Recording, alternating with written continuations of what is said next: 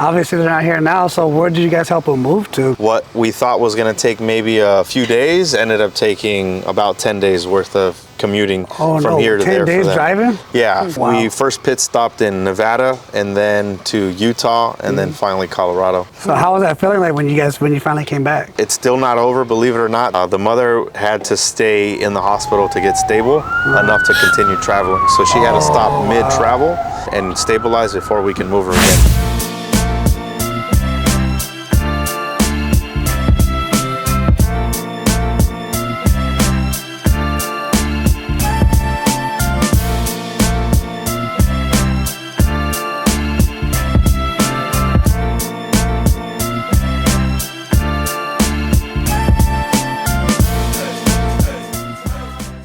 Hello everybody. Welcome to another episode of Living with Purpose. Today we got Jessica and Danny, entrepreneurs all the way around. Today we're going to be talking about one of their fix and flips, but before we jump into that, what did you guys do before real estate? So I was a financial advisor. Started off in the customer service world, just kind of worked my way up in the corporate ladder and ended up with my degree in finance and pretty much customer service and finance just for the finance. Just customer service and finance, everything you need for real estate. Yeah. Danny, so what about you? Well, it actually started by me doing a free internship, a non-paid internship, and it paid off because that real estate broker said if you want to stay in this real estate game with all the volatility that goes on in the different markets, you want to be in the finance side. When things are good, people are buying. When things are not so good, people need to refinance.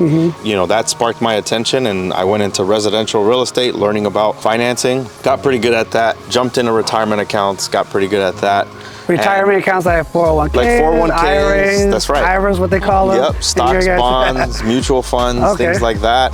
And I noticed I loved the real estate. That was really more of my passion. And while I was working, we were working, saving up. We would buy properties, we'd fix them up and keep them for rentals. And we really couldn't afford our own house. We had a house hack, so we got a duplex, try to live in one, rent out the other, and then just continue growing. So that's what's considered house hacking. Yeah. Like you live in one. So explain the house hacking a little House bit. hacking for me is you have a mortgage payment and you have someone else helping you supplement that mortgage payment. So if the payment's $2,000, which that's what it was back in the day. Back in the day, you know, we pay $1,000, they pay $1,000. Oh, right? Okay. So you just get a little bit of help. So that's what the term house hacking is. Yeah. So so they see. I don't know if you guys do that, but now you guys learn something new. But okay, so now we go into it. You're learning how to house hack. Yeah. Well, what came next? We kept trying to get more houses, and the more houses we got, the more difficult it got. The banks were saying, hey, you know, your debt to income ratios are too high. What does that mean? It means you have too many high expenses. Well, it's not our expenses, our tenants are paying for that. Yeah, but on paper, your debt looks pretty high. So we got to the point where we couldn't afford any more houses from the bank to buy. Oh, wow. And we came across New Wealth Advisors Club, and they showed us how to continue buying properties on the investment side, whether that be DSCR loans, creative financing, seller financing, subject to existing mortgage financing, all different types of financing. And so that's what got the wheels going for us. And fast forward now here, we're on our first flip. And ooh, exciting. So Jess, you say you're in the financing customer service. For you stepping into real estate, how was it? Because I know Danny said he was already doing the Wall Street stuff and getting into it. So going in for you. It was a lot more difficult for me, I think. That's a really good question because I think he was used to like the door knocking and talking to people. I was not. So, oh no? Yeah. So but you'd be killing it now. That's crazy. When I first started, I was super scared of talking to homeowners. I still kind of get into some of those fearful moments again. So I have to practice that skill a lot more than he does. It comes a lot more naturally to him. You know, it's a journey because I think I also am better at once we do have the homeowner captivated and building the trust at that customer service experience. And so I really helped with the move and the transition here and coordinating all that. Oh, nice. He built up that trust in the relationship. He kind of got some of the preliminary numbers together. Now I'm coming working in. together as a team. Yeah, now I'm coming in as, you know, from the realtor perspective also. So you're an agent too. Right. Now I'm licensed as well and kind of giving some of the final touches on that, maybe increasing the budget a little bit. But definitely kind of, just teetering back and forth between our skills and our team and everything. That's what's really made it easy. Okay. Because by myself, I don't have all the skills necessary to look at a deal from every single angle that it needs to be looked at. That's awesome how you guys were able to work as a team. And getting into real estate, did you guys know your guys' strengths? I know it's a probably easy question to answer. Did you guys know each other's strengths when you're going into real estate? No. It's definitely something that we're learning now. Yeah. As a matter of fact, just last week we called our mentor, like, we need a tiebreaker here. Who's one up in When you're in a project, it becomes very personal. Right? And when your money is involved, it becomes very personal. And through the experience, it becomes very personal. So you want the best finished touches that might increase budget too much. Yeah. But maybe some of those budgetary things do need to be increased to sell it at a certain price point. And all these little things. So we're constantly like tugging back at each other's feelings to make sure that it's more of a business decision and it's based personal. on numbers, not emotions. Oh, wow. Woo. That's gold right there. That's what people pay therapists for right there. $100 little segment. Yeah. But yeah, that's so awesome. I love it. You guys growing with each other in real estate.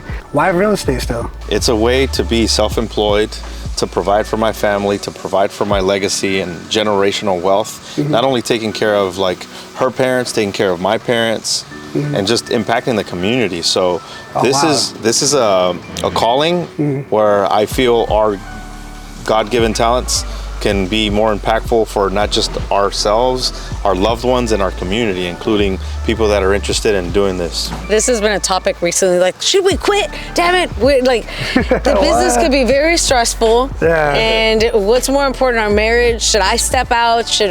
Because both of us being in the industry and having to respect each other's opinions and working on a project, it can be, it can be tough. But I think for me personally, I've been homeless. I know what that's like, and I think the number one thing that we all desire is security. Definitely. With security comes, shelter. Yeah. And shelter can ultimately lead to, if your shelter was paid for, you really didn't have to work besides going out and finding some food. Yeah. So shelter and food, that's really, so I think I have a passion for it to an extent, but I can see how stressful it can be. Definitely. So I know that it's more of a necessity to be able to create wealth so that I can then go and do whatever I want, because real estate creates so much money, I can now do whatever I want. Yeah, so I love that. Really does. So when you say passion though, tell me more about that, the passion. What keeps you going in real estate? Like, you see that passion. Yeah. To me personally, I would love to, it gets real deep. My brother had cancer in the past, and we went to a camp that really changed my life. I would love to own land, have a camp where I have animals that can be used for therapy, that kids can come out and use for therapy and for cancer treatment and for family reuniting and things like that. I think that was one of the most memorable times of my brother's cancer treatment and the support that they provided. That's beautiful. I love that. Now, that's the first time I heard that one. Together as a couple, that's just so powerful. I love that. I love how you guys are able just to wake up and still do it, because impacting the community, impacting people's lives, and now we're full forward. We're here at you guys' first fix it flip. Yeah. Yes. So, how did this one go? So, from acquiring it, helping the seller, what's that process like? So one thing that I have to give it up to is my coaches and mentors. Melina actually brought me onto this. Melina saw that I had some experience in reverse mortgages and financing options. Okay. So that's how this lead came about. Melina brought me on to talk to the homeowners to see if we can save their home. And so we looked at loan modification, we looked at reverse mortgage, we looked at hard money loans, we looked at a number of things. So reverse mortgage, what's a reverse mortgage? Yeah, so the reverse mortgage for this particular homeowner, it looked like they met the criteria because they had to be over age 62, which they were. She was 66 or is 66 and he's 77. You have to have enough equity in the house. They owed about 190 and the house is probably worth on the lower end 950. So they had the equity. The last thing that needed to qualify was the house. The condition of the house has to be a livable, safe environment condition, and the house was just too dilapidated. It needed some work. Needed some love. Yeah, it needed some TLC. And the appraiser came by, just stayed here for less than 5 minutes and said, this house unfortunately is not financeable. It's too far gone. Wow. Yeah. And so that was the last, realization. For the reverse mortgage. Yeah. And if I'm not mistaken, a reverse mortgage is for someone who's 62 and up, where the mortgage starts paying them? So instead of making a mortgage payment now, imagine, they have a $2,000 monthly payment. Now they're not paying $2,000, but that $2,000 is now being added to their balance. Okay. So if they had a $200,000 balance, next month it's 202, next month it's 204, and so forth. So in the span of 1 year, 12 months times $2,000, that's $24,000 that's being added onto their mortgage. Wow. So I hope my camera guy puts the little and puts the math on there, because I know some people might get lost, including me. Not paying $2,000, but that $2,000 is now being added to their balance. Okay. So if they had a $200,000 balance, next month it's 202, next month it's 204, and so forth. So in the span of 1 year, 12 months times $2,000, that's $24,000 that's being added onto their mortgage. We tried that, it didn't work. They realized it was time to sell, and not so much about selling for them, it's where do they go next? They needed some hand-holding throughout the entire step, from finding the place to actually physically moving to the place. And how old were they? Obviously they're over 62, I know that. But... Yeah, she is 66, wow. He's 77, but they're both disabled in their own way. He has a cane, he's a Vietnam vet, he's blind in one eye, he's diabetic at age 77. So his mobility is very limited. Yeah. And he can still walk, but he walks with a cane. She needs a wheelchair to walk extended walks and an oxygen tank. She's used to just walking from the living room to the bathroom, and that's it. Her bed is in the living room, so very limited walking. And if we need to walk even further, it's very exhausting for her. Oh, no way. So we had to get the paramedics involved and just pit stop to make sure she was good and her vitals were good. Oh, wow. They didn't even have a bank account for their trust, actually. So we had to help them, gather their IDs, their social security information, get clearance to travel, and help them through their whole medical situation to be able to really help them with the move. That's right. We had to get the doctor's approval, their traveling nurse approval. So travel. Their equipment approval. Obviously they're not here now, so where did you guys help them move to? Because that sounds like a lot of phone calls, a lot of work. Yeah, I mean, someone like us three, we could probably jump in a car right now and head over to Colorado and be there in 16 hours, maybe a few pit stops. So we could essentially do, 8 hours of me driving, 8 hours of you driving, and we're there. But since we're dealing with bigger family, I had to position that every pit stop was to refill their oxygen tanks. What we thought was going to take maybe a few days ended up taking about 10 days worth of commuting from here to there. 10 days driving? Yeah, for her. And that's to Colorado, correct? Yeah, so we first pit stopped in Nevada, and then to Utah, and then finally Colorado.